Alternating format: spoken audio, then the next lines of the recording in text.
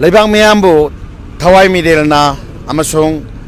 Sinjamay 360 na ikai khumna ba uchari loina na Manipur gi yam laba tongan balaikai singi maira paibi sing loina na Manipur gi mafam kaya dagi lakpa red zone sing mafam sing asigi maira paibi ma punamakna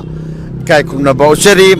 ngasi se yam nuaiba yam nungsiba numit amakhangni chahi ani pharaklaba Kukinat ko terrorist ki lan famamada lan ngai ba cha singna chingdol da chingkhong da wakching gi inglaba unkha puba nungsitna chingthak ta yeirak pa matamda aing mamarakta arumba furit firol setpa inba phangmak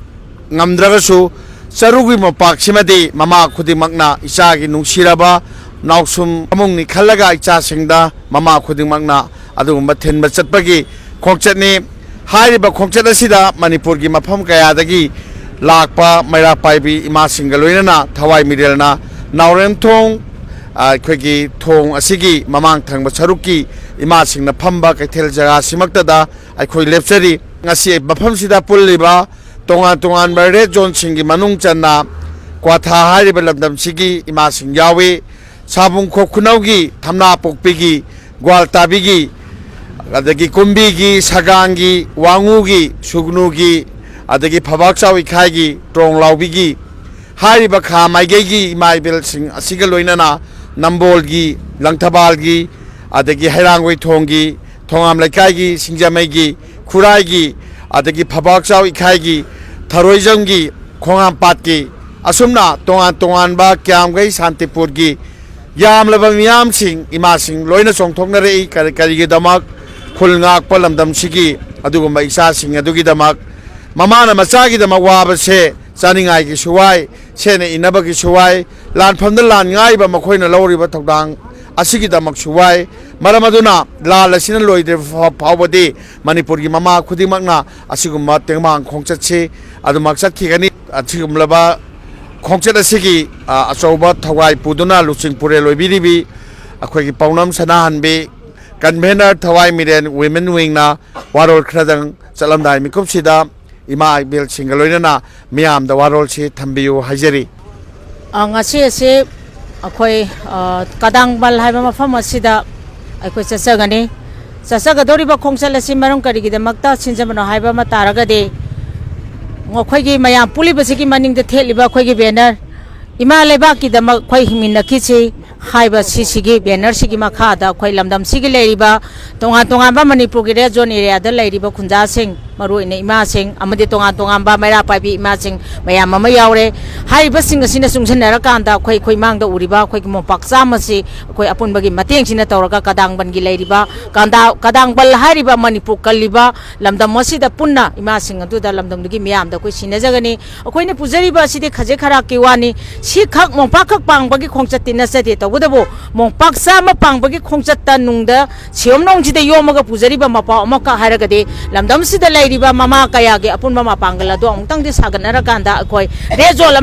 amaga khangna daba maira paibi amaga maira paibi ga sakhangna daba moina thokpa pangna ba ngamna ba waba gi di pawa waba lamdam sida ngakpi draba laingak sina mara mora kanda samna leijaram ba ibung ipa chaina khuding wa pusu ohening daba phiba mama da fireb lawan ba lamdam sigi mama nyamla ba nupi buju sorok ta chahi ani chupna tumhan ba sigumba masal asi loisin khiban nai ba gi apam baduna mang thar kanda akoi mase amagi lukki adugi adagi haibo wafamna tongana thangra kanda Manipur da leirba de zone sing amadi tongan ba maira paibi singna amutang punsenara kanda ima leba kanjaba ngamnana bagi dumba wakalonda sagacharak bagi anirak suba tam oina khoi kadang bandang ngasi mak yamlaba ima sing re zongi ima sing ga puna mo paksa ma thinbagi khongchal si chachana bagi dabang naurem thonggi sigumlaba thong aman bagi nakanda leba thaina gi kaithel haina khangnaba nang thong bazar asida khoi punjabani salamdai na miyam da asigumba thorangsi simatang panjarongge maramdi mamangda khoina sugruda mopak chama thinbasi maira lup tarana magi thodang lognaraga thinba dugumna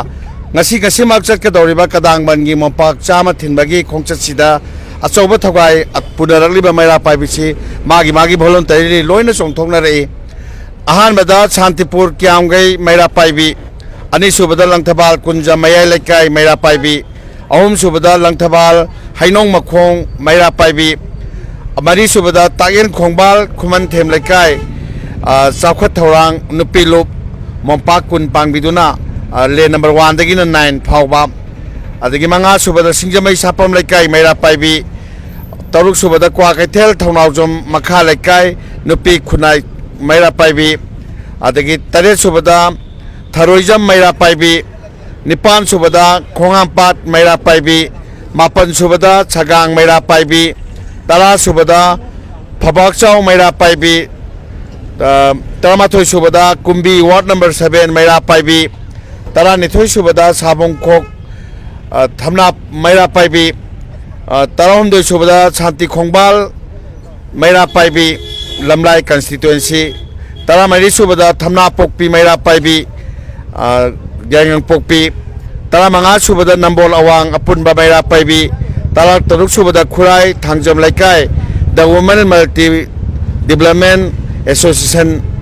Tara tare subada Khurai Thangjam Laikai Apunba maira paibi lup Tara nipan subada Khurai Thoiding Jam Laikai Yai Phalamjing Nupi lup Tara mapan subada Yai Phanupi lup Thongam Laikai Singjamai Kun subada Silam Sintha Nupi lup Singjamai Thongam Laikai Aduga Kunga Mathoi subada Kwatha Apunba Ima Sing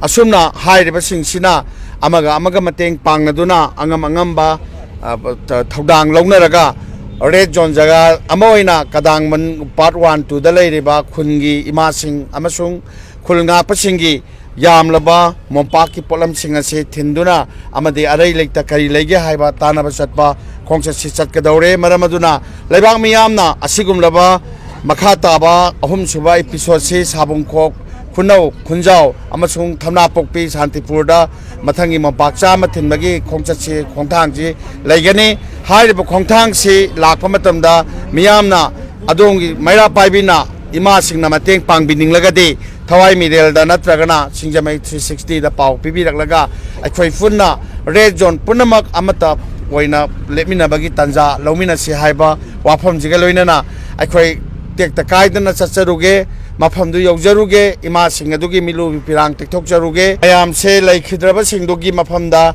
Amasung Chatkadoriba Khongchatsigi Damakta Aikhoi Aroiba Salamdai Mikupsida Minute Makhaya Matang Isa Aikhoi Kudimak Like Khorominaraga Isa Isagi Gari the Kakat Minasi Maramaduna Palimima Sing Isa Isana Ninjaba Isorda Minute Makhaya Matang Aikhoi Like Khorominaraga Kadang Bangi Khongchatsi Mai Pakpo Ijage Haiduna Isa Isana Ningjaba Isorda Khorominasiko Lai Khurumba Hawigani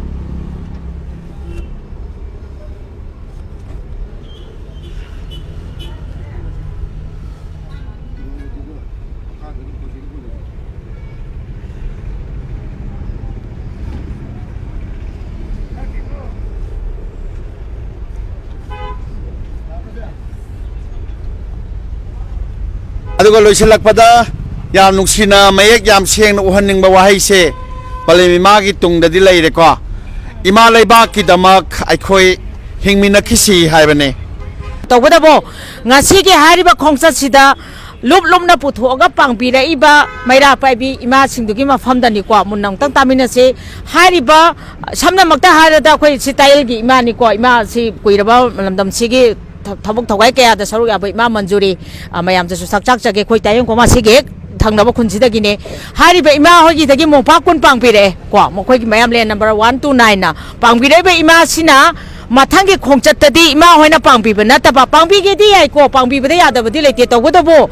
Ima Hogi group na Atopa Ama Putopi Gadaba Etangna Baby Manatraga Kangnaba Kanama Pateng Pangpina Bugi sponsors Sumina Putopi Gadoni Hypose Quaking a Sigi Hariba Kongchat Sida Mateng Pangpire Maya Lukima Manyam Ima Sina Sigi Wakalon Singtang a Kangjan Bio and Asian Toxari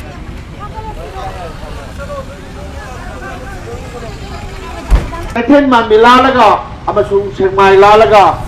Pale Lalaga Aikoina Aikoigi Laiba Sambal Kariba Boundary Jaga Sing Lalaga Aikoigi Landam Yong Saki Hibas Yadra Kanda Aikoi Sending Tamlava La Loiraba of Namamani Haidu Nakaram Haigani